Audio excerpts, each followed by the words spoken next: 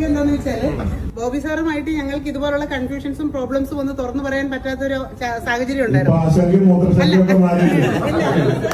ഈ ഒരു ബിസിനസിന്റെ പ്ലാൻ കേട്ട സമയത്ത് സാറിന്റെ ഫോട്ടോ കണ്ട് അന്ന് ദൈവത്തിന്റെ തുല്യം സ്നേഹിച്ച വ്യക്തി ഞാനാണ്. എത്രയോ സമയം വിജയക്കാട് ഈ ബിസിനസ്സിലേക്ക് വന്ന സമയത്ത് എന്റെ മക്കൾക്ക് വരെ ഭക്ഷണം കൊടുക്കാൻ പറ്റാത്ത സമയം ഉണ്ടായിരുന്നു സാറേ. എന്റെ കുട്ടിക്ക് പനി ആയ സമയത്ത് 10 രൂപ ബസ്സിന് പൈസ ഇല്ലാത്ത സമയത്ത് ഞാൻ വിജയക്കാട് ചെയ്തിട്ടുണ്ട്. ബസ്സിൽ നിന്ന് കണ്ടക്ടറോട് ആട്ടി കേട്ടിട്ടുണ്ട്, 10 രൂപ ഇല്ലാണ്ടാണോ നിങ്ങൾ ബസ്സിൽ കയറി പോയിരുന്നത്. അങ്ങനത്തെ വ്യക്തി ഇന്ന് 3.5 കോടിയോളം നേടിയിട്ടാണ് ഇരിക്കുന്നത്. ഇന്നത്തെ എന്റെ ഒരു ദിവസത്തെ വരുമാനം സാർ ഒന്ന് ചെക്ക് ചെയ്ത് ഞാൻ ഒന്നും പോയിട്ടില്ല. 17,825. മാതൃകാപരമാണ് ഇത്രയും ചെറിയ ലെവലിൽ കയറി വന്നിട്ട് വളരെ ടച്ചിങ്. ഞാൻ വീട്ടു ജോലിക്ക് പോയ ഒരാളാണ്, എനിക്ക് ഇത്ര വരുമാനം വരുന്നുണ്ട് എന്ന് പറഞ്ഞാൽ സർക്കാരെല്ലാം കൂടെ കൂടില്ലേ.